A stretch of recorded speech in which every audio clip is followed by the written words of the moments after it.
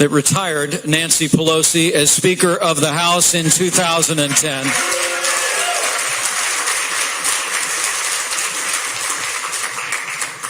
In 2012, it was back home again to Indiana. I had the opportunity to step in as governor of the great state of Indiana. I followed on the heels of a great friend and champion of conservative ideals and a great leader in our state, Mitch Daniels. He'd put our fiscal house in order, but I knew that if we allowed the people of Indiana to keep more of what they earned, if we made the right investments in education, innovation, and reform, if we made the right investments in the kind of government that Hoosiers might expect, that we could go from good to great. And we did. In the last 4 years, we passed the largest state tax cut in Indiana history and now are home to the largest school voucher program in the United States of America.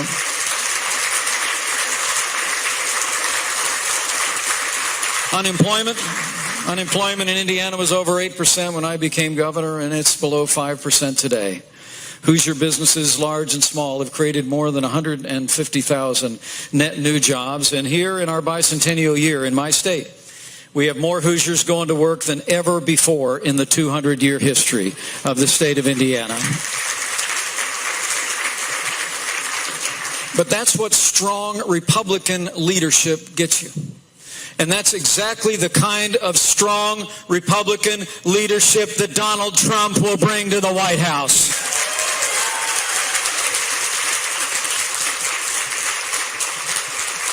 Trust me when I say this. When we come together as a party and a people, we re-elect strong conservative majorities in the House and the Senate, and elect this good man as the 45th President of the United States, I know in my heart of hearts we will make America great again, at home and abroad.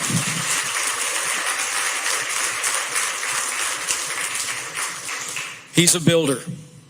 He's a fighter. He's a father, and he's a patriot.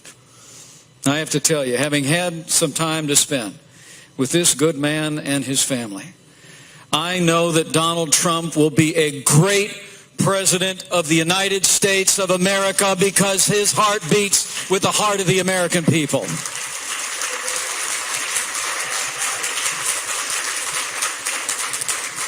I honestly believe in the collective wisdom of the American people and the capacity of the people of our nation to know who we need, who the right person is at the right time for America. It happened in 1980 when Ronald Reagan was chosen that we had a man like our nominee this year who, although he had achieved great heights in his own career, never lost touch with everyday Americans. To be around our nominee, as I had the privilege to be, not on the campaign trail, but out among his associates, people that he's employed for years, and among his family. I have a sense of this man. I have a sense of his heart. I have a sense of his hands-on style of leadership. And for all the world, he reminds me of Ronald Reagan. Ronald Reagan achieved great things in his life and his career. A movie star, a celebrity, a governor of the great state of California, but he never lost the common touch, did he? One of my most cherished speeches of Ronald Reagan was his farewell address in the Oval Office. In fact, he talked about being in a motorcade. And I can report to you today here at the ACU, I came over on my first trip in a motorcade today.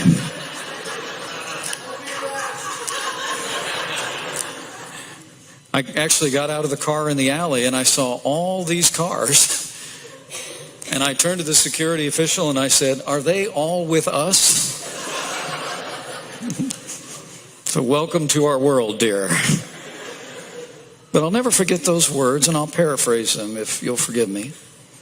In the Oval Office when Ronald Reagan talked about speeding by and seeing everyday Americans waving, and how in his heart of heart, even after 8 years that literally transformed our nation and transformed the world, Ronald Reagan spoke about how he wanted just to reach out and touch the people that were waving.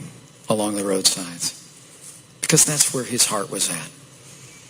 And I submit to you today, having gotten to know this good man who is our nominee, Donald Trump may have achieved great heights in business and industry and in the world of entertainment, but his heart is with everyday Americans, and he will fight every day to strengthen this nation and bring America back. So the time has come for us to come together. Primaries are over. It was a big stage up there with a lot of extraordinarily talented men and women. But I say to my fellow conservatives today, it's time for us to come together. Time for us to come together around this good man and re-electing Republican majorities in the House and the Senate, because this is no ordinary time in the life of our nation. The truth of the matter is, the agenda of Barack Obama and Hillary Clinton has weakened America's place in the world and stifled our nation's economy. And so we must decide here and now that Hillary Clinton will never become president of the United States of America.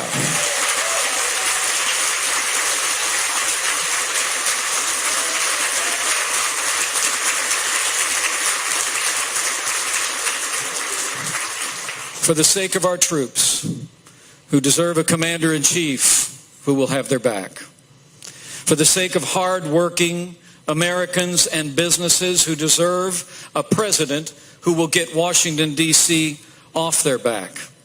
And for the sake of a Supreme Court that will uphold the sanctity of life, our Second Amendment, and our God-given liberties, we must elect Donald Trump as the 45th President of the United States of America.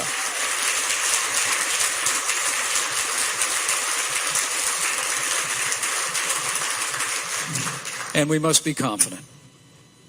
With this, I'll close. We must be confident in the choice the American people will make and have made.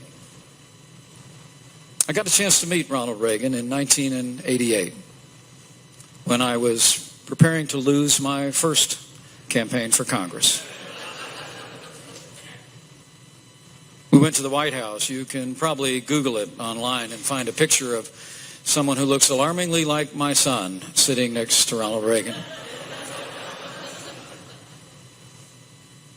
We were waiting anxiously. Karen and I were in the East Room with a short line of candidates waiting for the photo op with the president. They'd handed me a card about what to say, something about we needed a bridge or we needed a road or something about Indiana that we could put in a press release. And I turned to that young lady over there and I said, you know, this man is the reason why I became a Republican. And I just would like to say something from my heart. And my wife, as she always does, says, just tell him what's on your heart. So I sat down. It's in the Blue Room. I sat down across from the president. For all the world, I felt like I was talking to Mount Rushmore. I was a little nervous. But I collected myself, and the president graciously asked, as the cameras were clicking, he said, Mike, how's the campaign going? And I said, well, it's going fine, but I got something I'd like to say. And he said, well, say it. And I said, Mr. President, I would just like to thank you for everything you've done for this country and everything you've done to encourage my generation of Americans to believe in this country again. And for all the world, for the rest of my life, I will believe in that moment that the 40th President of the United States of America blushed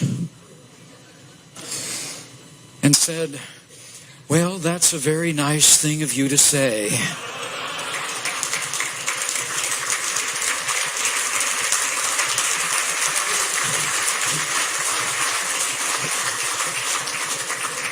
Like he'd never heard it before.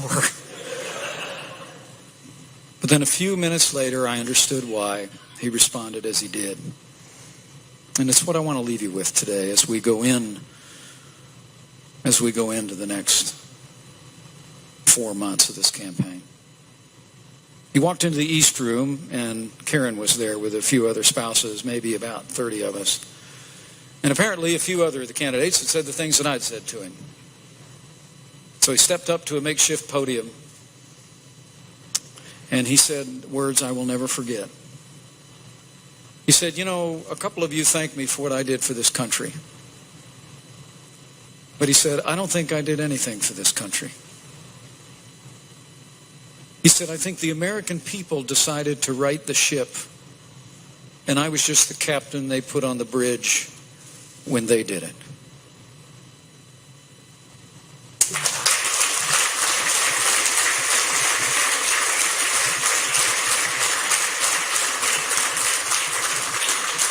What I saw there was extraordinary humility.